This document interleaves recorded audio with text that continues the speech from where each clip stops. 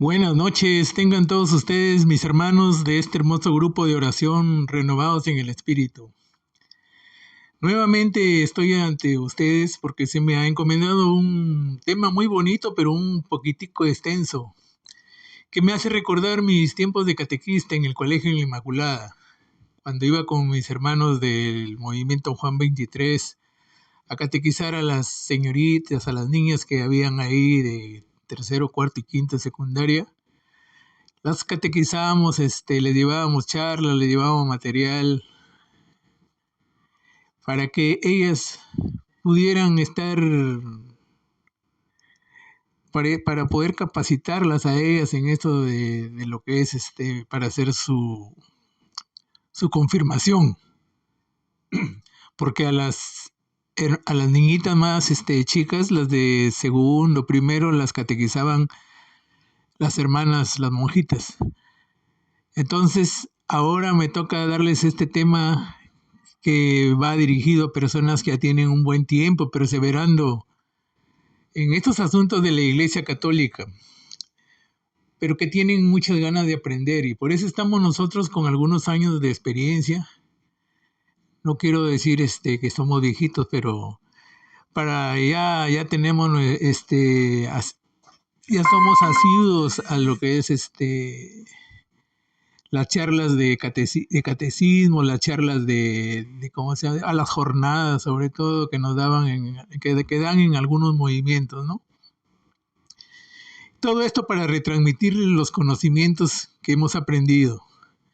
Ya la invocación al Espíritu Santo la hemos hecho con la oración inicial. Por eso, ya llenos de esa gracia que el Espíritu Santo nos ha dado, ya estamos dispuestos a escuchar y yo a hablarles acerca de este tema.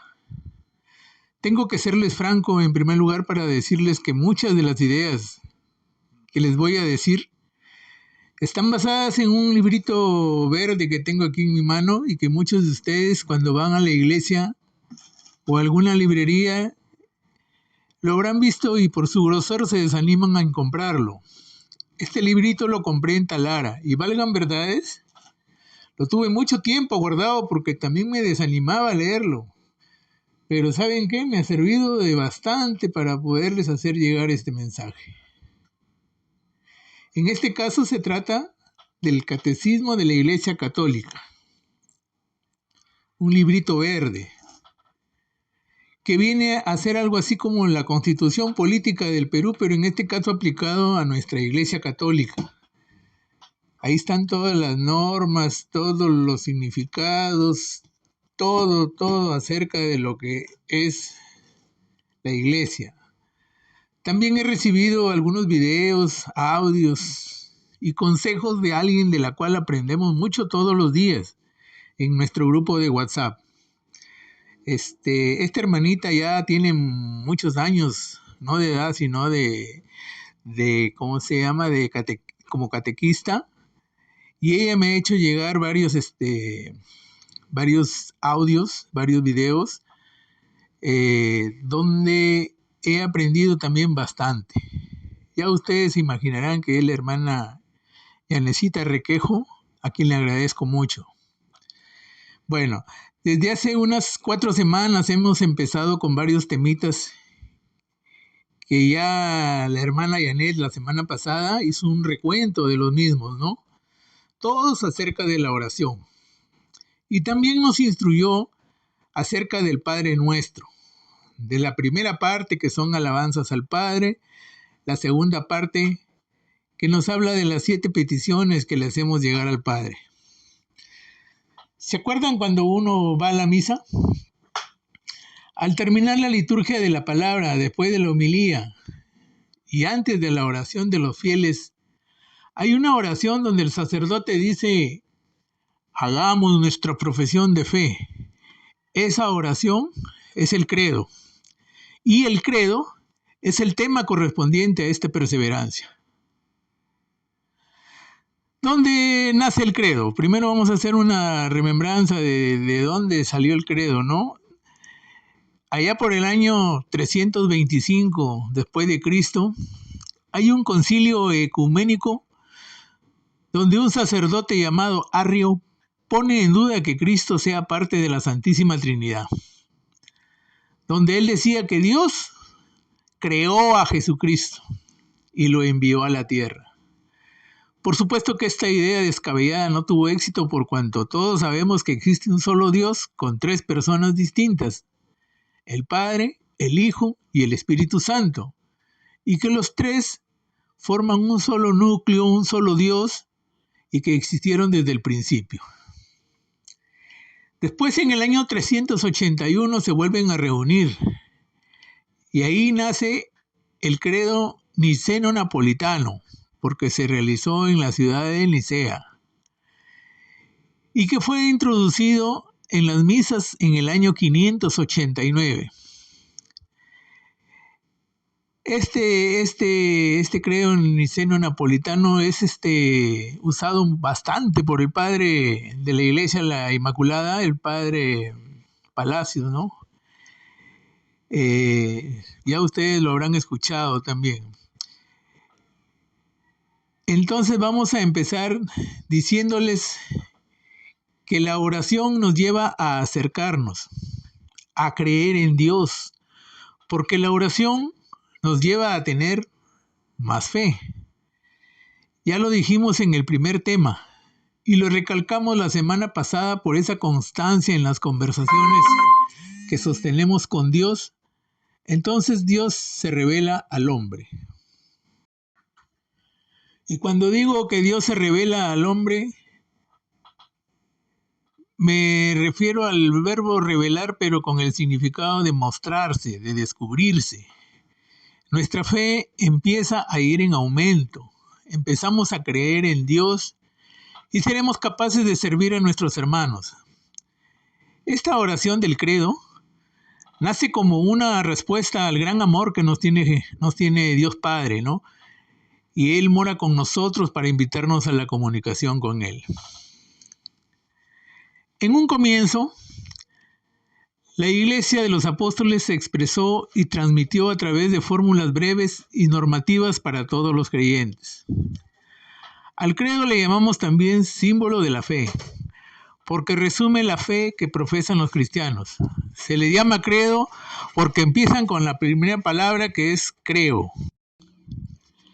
Entre todos los símbolos de la fe, especialmente con referencia a este credo, hay dos credos que ocupan un lugar muy particular en la vida de la Iglesia.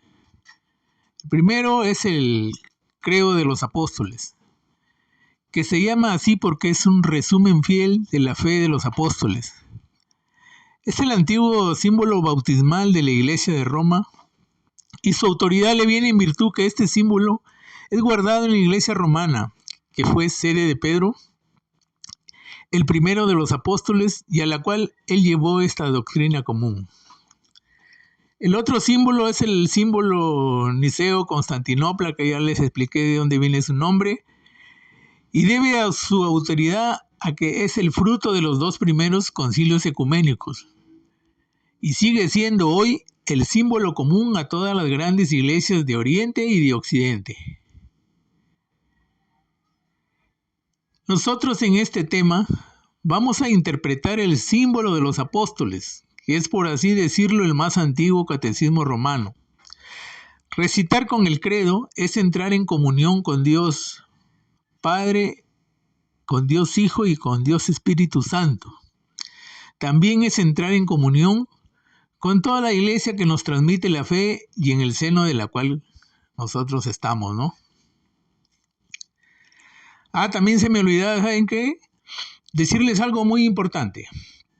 El credo está dividido en tres partes. Ya les había dicho que todo el credo está basado en la Santísima Trinidad. Les digo esto porque la parte que dice creo en Dios Padre, Todopoderoso, Creador del cielo y de la tierra, se refiere a Dios Padre como Creador. La segunda parte del credo, que dice creo en Jesucristo, su único Hijo nuestro Señor, que fue concebido por obra y gracia del Espíritu Santo, que nació de Santa María Virgen, que padeció bajo el poder de Poncio Pilatos, que fue crucificado, muerto y sepultado, descendió a los infiernos y al tercer día resucitó de entre los muertos. Subió a los cielos y está sentado a la derecha de Dios Padre Todopoderoso. Desde ahí ha de venir a juzgar a los vivos y a los muertos. Aquí en este párrafo del credo, aquí está resumida toda la vida de Jesús. Toda la vida de Jesús como Dios Hijo y como Redentor.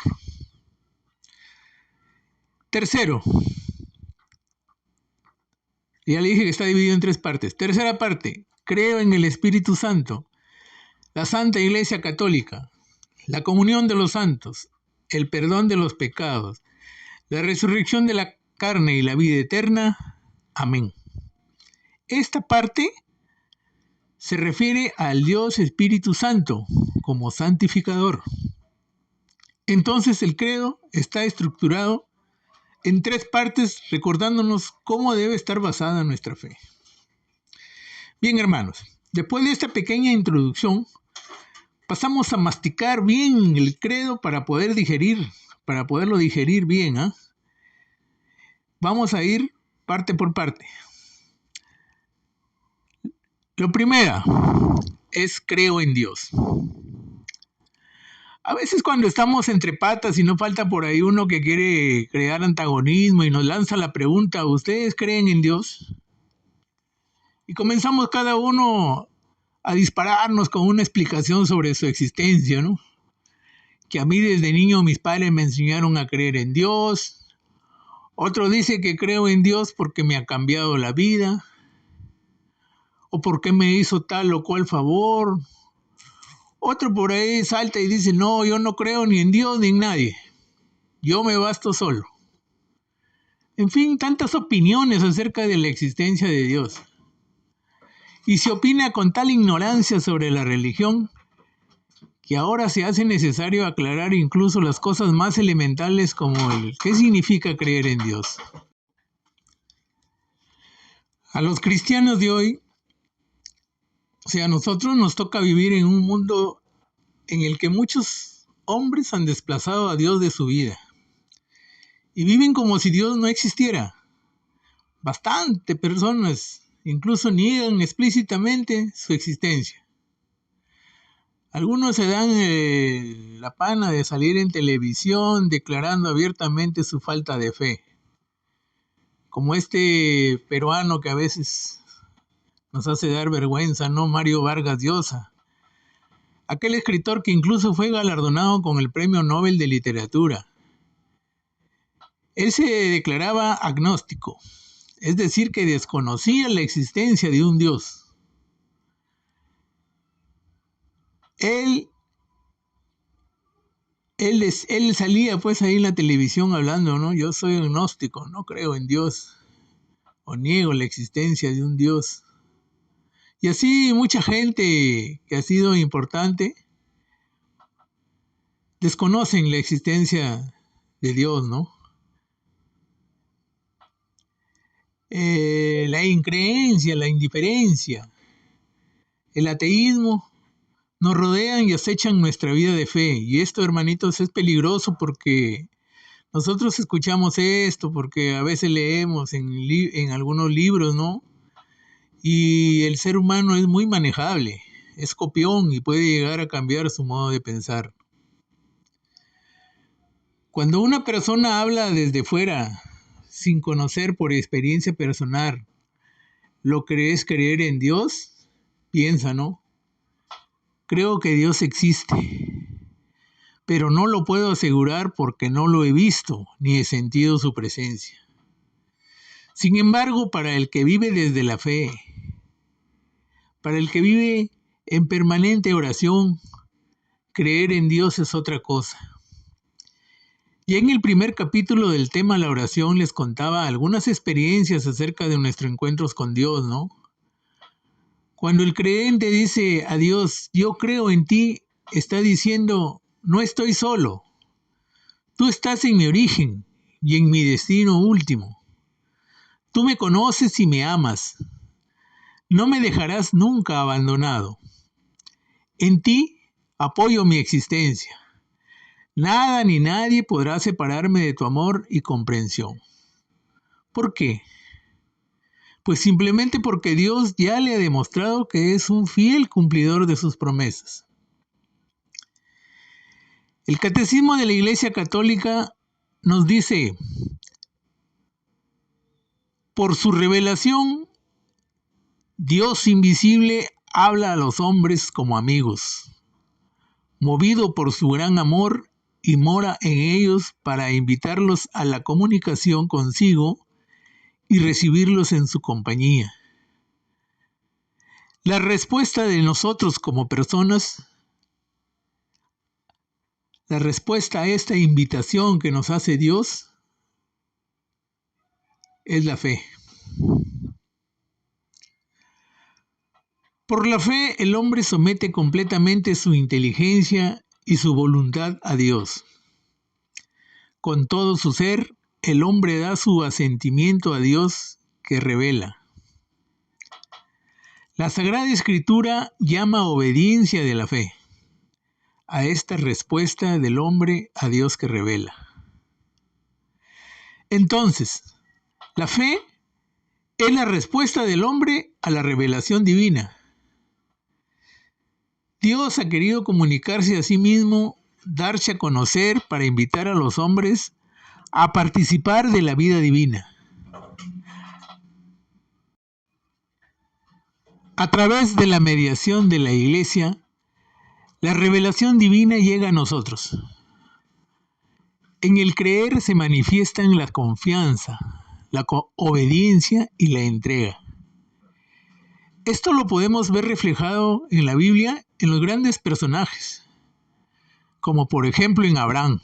¿Sí se acuerdan, no? Abraham, que al escuchar lo que Dios le pedía, lo puso en práctica.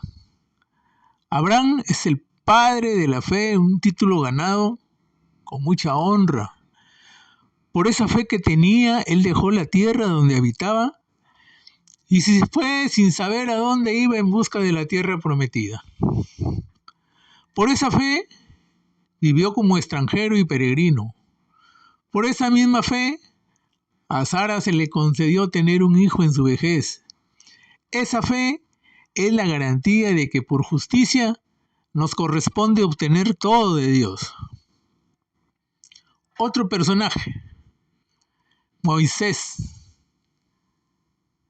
Moisés transmite las palabras de Dios. Dios le dice: he recogido el clamor de mi pueblo. Esto sucedió durante un hecho extraordinario, el de la zarza ardiente. ¿No? ¿Se acuerdan? Cuando Dios le dice: yo soy el Dios de tu padre, el Dios de Abraham, el Dios de Isaac, el Dios de Jacob. En ese hecho, Moisés le pregunta a Dios: ¿qué le voy a decir a mi pueblo cuando me pregunten quién te ha dicho esto? Y Dios le dice: diles que yo soy, te lo ha dicho. Es ahí donde Moisés se pone las pilas, porque al principio él no tenía ni fe en él mismo. Luego vinieron hechos como las 10 plagas de Egipto, que hicieron que el pueblo reaccionara y lo siguieran ciegamente. De todo esto, aprendemos que la fe no empieza en el hombre, sino en las ayudas de Dios. Si tú, hermano o hermana, eres retirista, sabrás a qué me refiero. Pero eso, ¿sabes qué, hermana? No lo puedo decir aquí. Shh. Por un tema del sigilo. Son cositas que te hacen cambiar y te llenas de las gracias de Dios. Te conviertes en una propuesta de parte de Dios, porque tú con tu vida cambiada le estás diciendo a la gente que te rodea: Dios tiene algo que ofrecer. Y empiezas a contagiar a tu entorno.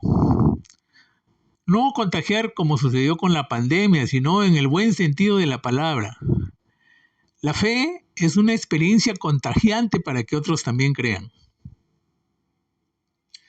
La fe también es integral o total, porque abarca todas las áreas de tu vida. Nosotros no podemos creer solo con la cabeza o solo con el pensamiento. La fe es total, la fe es íntegra.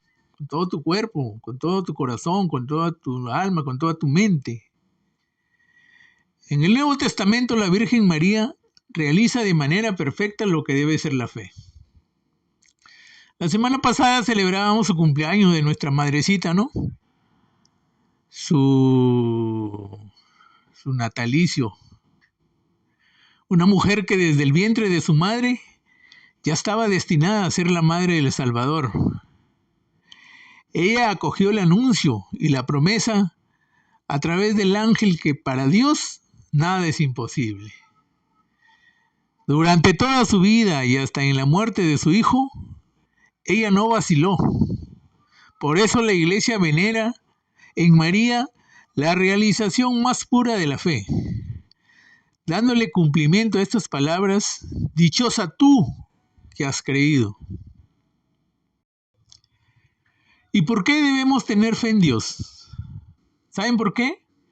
Porque la propuesta que nos hace Dios me ha convencido, porque le tenemos confianza. En la Biblia hay dos hechos que me han llamado mucho la atención y que se los voy a narrar en este momento. Los dos hechos, uno de ellos es el caso del centurión romano. Jesús accede a curarlo, pero él le dice: un momentito, Jesucito, yo no soy digno de que entres en mi casa, pero bastará una sola palabra y mi siervo quedará curado. ¿Por qué este hombre pone su confianza en Cristo? Si él era un alto jefe ahí, era catalogado como un jefe ahí dentro del ejército. Él tenía hombres a su mando, él les decía: siéntate, se sentaban, párate, se paraban, ¿no? Pero él pone su confianza en Cristo y le dice: ¿sabes qué? No vayas a mi casa. Porque él se sentía de repente sucio, ¿no? No vayas a mi casa. Tú desde aquí nomás di que se cure y yo sé que él se va a curar. Simplemente él tenía esa confianza en Jesús porque se había convencido con los milagros que había visto. Otro pasaje de la Biblia nos habla de Pedro. Ya saben quién es Pedro. Pedro, el hombre de los grandes contrastes, ¿no? A veces anda con Jesús para arriba y para abajo, a veces lo niega, a veces le dice: tú eres el enviado por Dios, y a veces le dice: mira, no vayas porque te van a matar. E inclusive Jesús lo reprende y le dice: apártate de mí, Satanás. Pues Pedro, quien había pasado toda la noche tratando de pescar, no había conseguido nada. Cuando Jesús terminó de predicar, le dijo: Pedro, ven, lanza tus redes al lado derecho. Pedro pescaba de noche, ¿no? Y de repente, para sus adentros, dijo: que este pata me va a venir a mí a enseñar, ¿no? Yo que tengo toda mi vida acá pescando y yo sé que no voy a sacar nada. ¿Por qué? Porque él estaba acostumbrado a pescar de noche, porque él sabe que en el día los peces están alertas, ¿no? Sin embargo, él, una persona experimentada en lo que es la pesca, que sabía que no iba a sacar nada, pone su confianza en Cristo. Y en ese momento se realizó la pesca milagrosa. ¿Quién no va a creer, pues, no? ¿Quién no va a poner su confianza en Jesús? Le creemos a Dios. La fe se fundamenta en la autoridad de Dios que se revela a sí mismo. Dios ni se engaña ni nos engaña. Su autoridad es la autoridad de la verdad. Creemos a Dios y creemos en Dios porque Él constituye el centro y el contenido de la fe. La revelación divina nos da a conocer ante todo el misterio que es Dios, en el cual el hombre encuentra la salvación. Por eso, para creer, lo decisivo no son las pruebas a favor o en contra de la existencia de Dios, sino la postura interior que tú adoptes ante el misterio último de la vida. Nuestro mayor problema hoy día es no vivir desde el fondo de nuestro ser. Vivimos por lo general en una, ¿cómo le puedo decir? En una superficialidad, separados de lo que es realmente lo esencial, ¿no? No hacemos un examen, nosotros no actuamos de acuerdo a lo que nuestros sentimientos o a lo que nuestro corazón nos dicta, sino siempre calculando, siempre con la mente calculando cómo hacer para sacar un provecho, ¿no? Jesús mismo confirma que Dios es el único Señor, y cuando le preguntan cuál es el mandamiento más importante, que lo tenemos en San Marcos capítulo 18, del 28 al 34, Él les dice: escucha, Israel, el Señor nuestro Dios es el único Señor. Al Señor tu Dios amarás con todo tu corazón, con toda tu alma, con toda tu inteligencia y con todas tus fuerzas. Es decir, te está diciendo que lo amarás más que a tus seres queridos, mi hermano. Vivirás por Él, te olvidarás de ti mismo. Dedicarás lo mejor de tu inteligencia para amarlo. Mirando a tu propia vida te vendrán a la mente cómo Él ha guiado tus pasos. Mirando los sucesos mundiales y los sucesos diarios, procurarás entender cómo viene el reino de Dios. Ahora aquí viene lo mejor. Lo amarás con todas tus fuerzas. Y como te conoces que eres débil, porque así somos los humanos, débiles, pedirás su ayuda y te juntarás con los verdaderos servidores de Dios, usando los medios que la iglesia pone a tu disposición. Y aquí vienen los retiros, seminarios, jornadas, grupos parroquiales, consejería espiritual y, ¿por qué no?, grupos como Renovados en el Espíritu, que sacrificamos nuestro tiempo y muchas veces nos perdemos momentos con la familia por hacerte llegar la palabra de Dios. ¿Sabes por qué, hermano? Porque simplemente no queremos que te pierdas, que no queremos que caigas nuevamente en el mundo. No queremos que eches por la borda todo lo que has logrado aprender en tu vida. Porque déjame decirte, mi querido hermano, que si no avivas tu creencia en Dios, serás como esas candelillas de Navidad que alumbran un rato, echan bastante chispa, pero que al final terminan apagándose.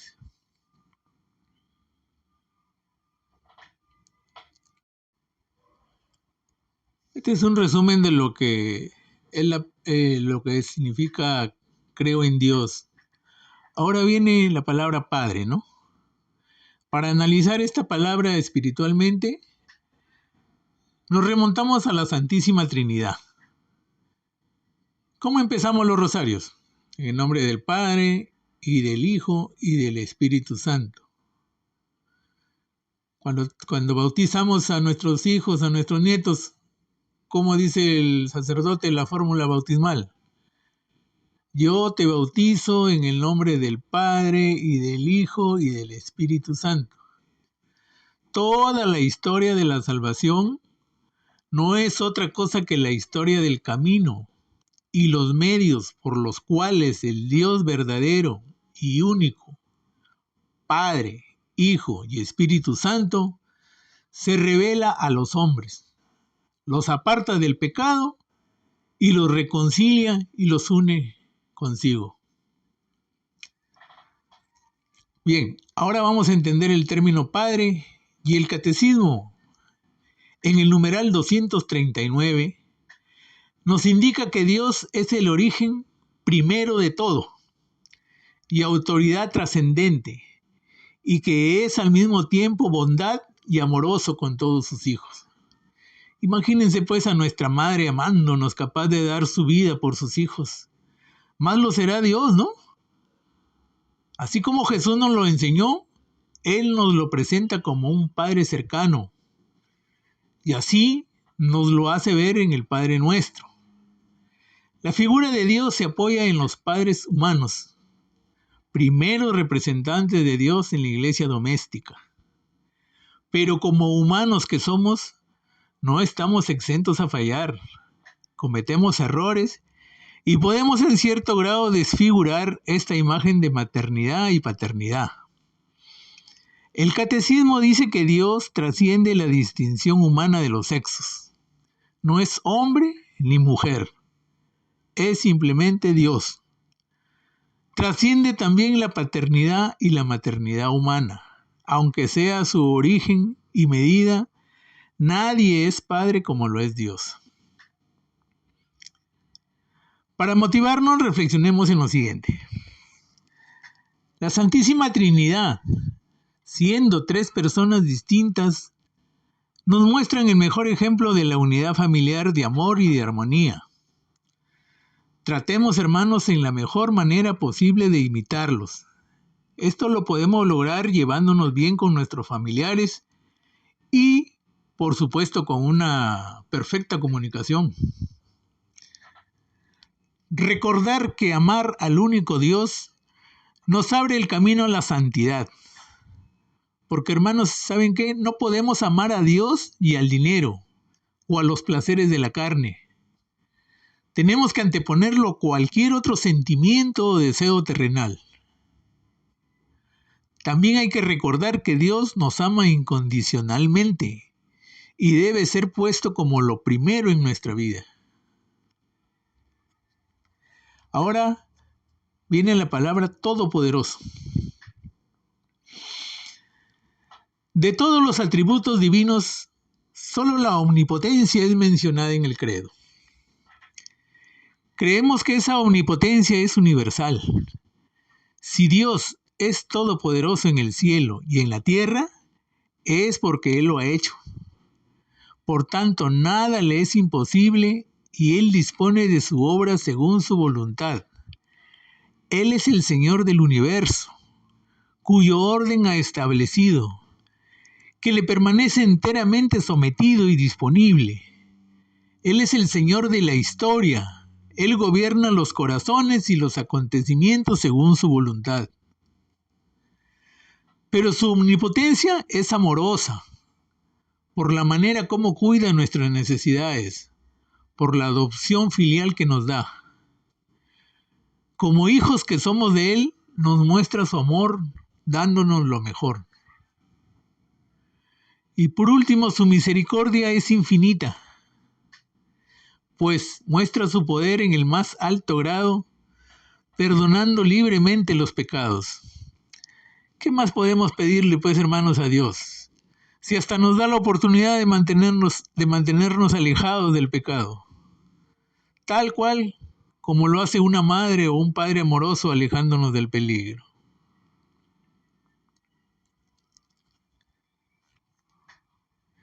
El Creador. En el numeral 279 del Catecismo nos muestra que en el Génesis nos dice que desde el inicio Dios está creando. Y voy a contarles una pequeña historia. Dicen que un pescador, cansado de remar, se quedó dormido y fue llevado a la deriva.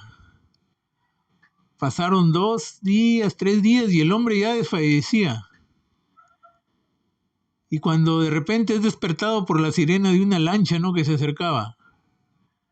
El pescador despertó y agitando sus manos con la poca fuerza que tenía, les pidió el auxilio y le dieron agua, lo recogieron y le dijeron que, pero ¿por qué ¿por qué has pasado tantas penurias, no?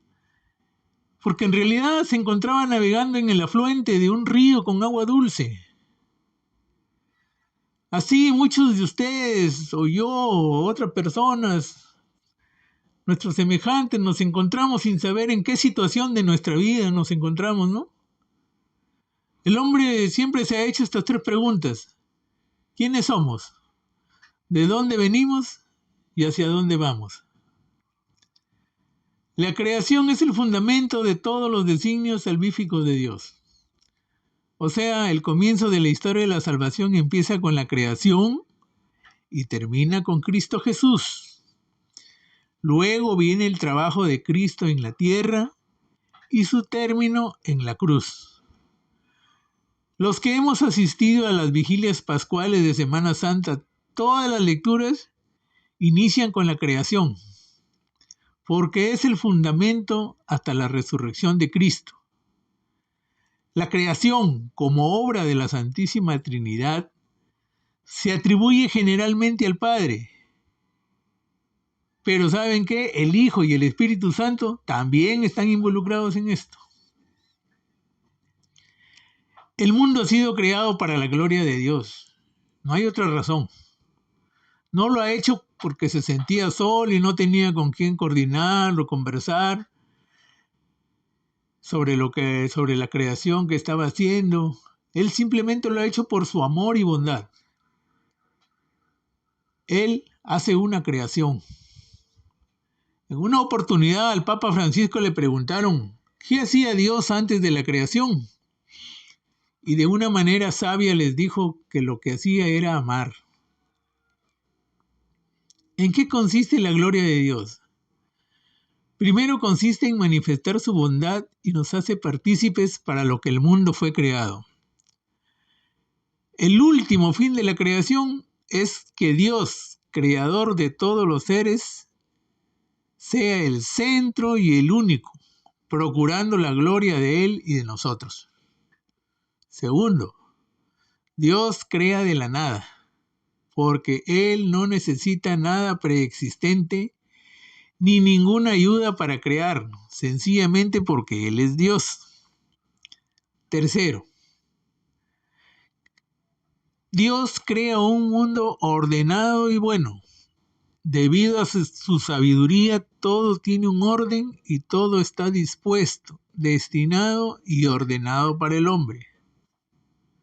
Cuarto, Dios trasciende la creación, está presente en ella, porque Dios es más grande que todas sus obras, y debido a ello está presente en todas sus criaturas.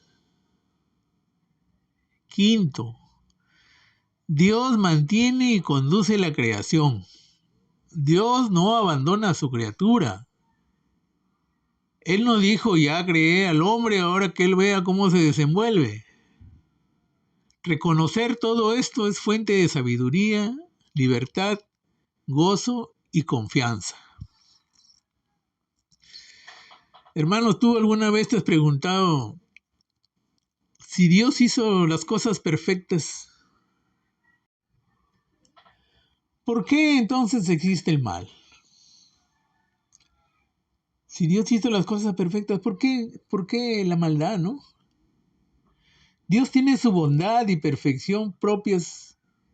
Por eso siempre decimos, los tiempos de Dios no son los tiempos de los hombres. Por eso es que la creación no salió plenamente acabada de las manos del Creador. Fue creada, como decimos nosotros, en estado crudo, hacia una perfección última, todavía por alcanzar, a la que Dios la destinó. Por eso es que Dios permite el mal, hermanos. Es necesario pasar por muchas cosas malas para poder caminar en estado de santidad. Hasta que no entendamos esto, seguiremos perfeccionándonos. Muchos de nosotros viviremos infelices quejándonos de los designios de Dios. Es aquí donde interviene la divina providencia, que no es otra cosa que las disposiciones por las que Dios conduce la obra de su creación hacia la perfección. Es como el horno bien caliente para terminar de hacer una vasija de barro hermosa. Dios en su divina providencia puede sacar un bien de las consecuencias de un mal. Y por eso es que nos suceden tantas cosas que a la larga nos van a beneficiar. Porque Dios ya tenía sus propósitos, por muy malos que esto nos parezca.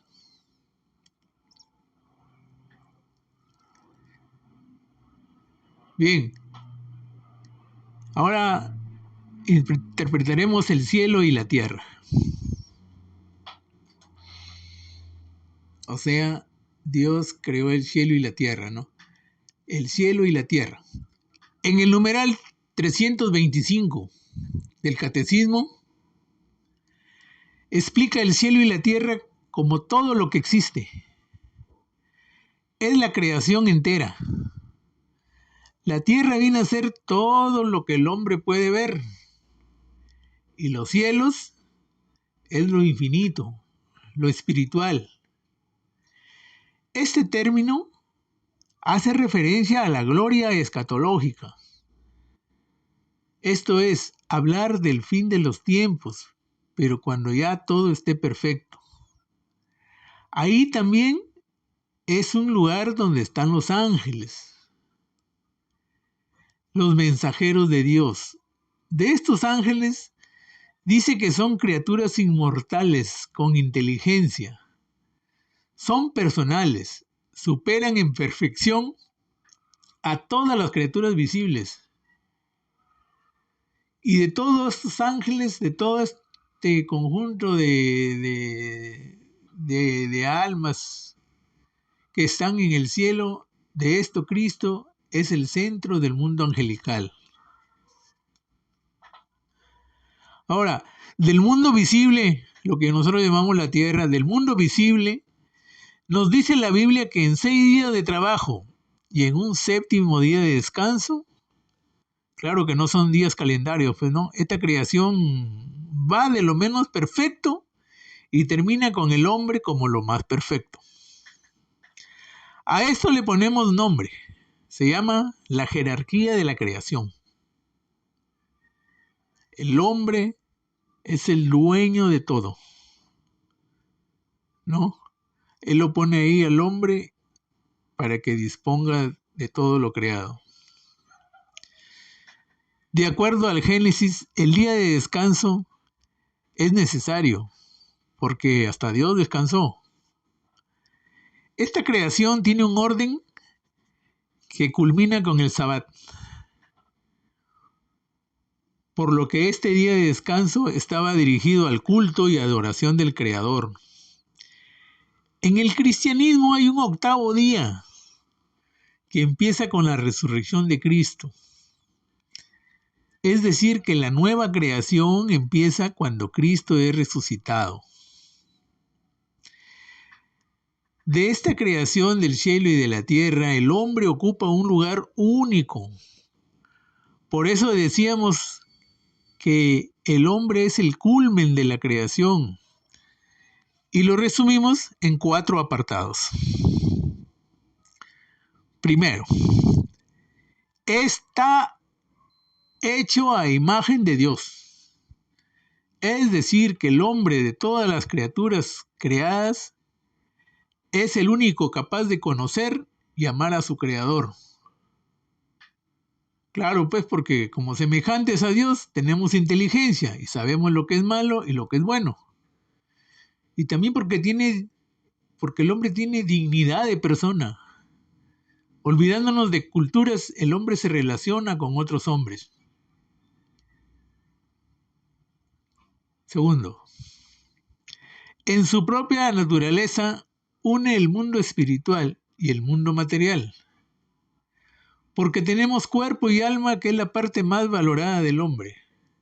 El cuerpo participa de la dignidad de Dios, por lo que nosotros, con nuestro cuerpo, es el templo del Espíritu Santo. Y por eso hay que cuidar nuestro cuerpo.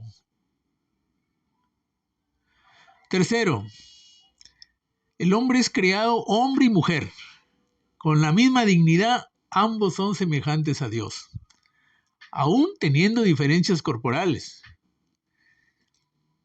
Dios les crea para que hagan comunión, para que sean uno complemento del otro. Comunión, o sea, común unión, para que sean uno complemento del otro, ¿no?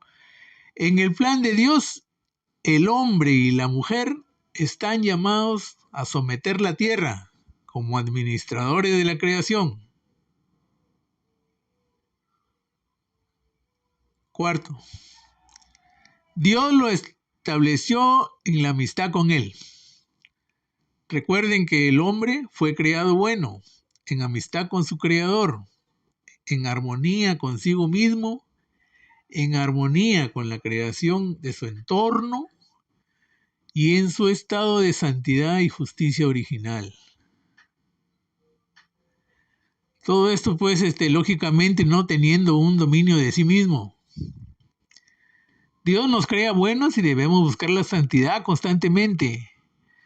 Debemos luchar por la tendencia, contra la tendencia al pecado, que no es otra cosa que la triple concupiscencia. La triple concupiscencia está conformado por los placeres de los sentidos, por la apetencia de los bienes y la afirmación de sí contra los imperativos de la razón. En otras palabras, somos soberbios, nos creemos autosuficientes, creemos que sin Dios podemos vivir tranquilamente. Bien, mis queridos hermanos, desde el principio les dije que este tema es muy extenso y que lo que he tratado de hacer es un resumen. Por eso, por esta semana, hasta aquí nomás le vamos a dar. La otra semana continuamos con la segunda parte. Como decían antes en la tele, esta historia continuará. No se la pierdan por este mismo canal. Paz y bien, mis hermanos.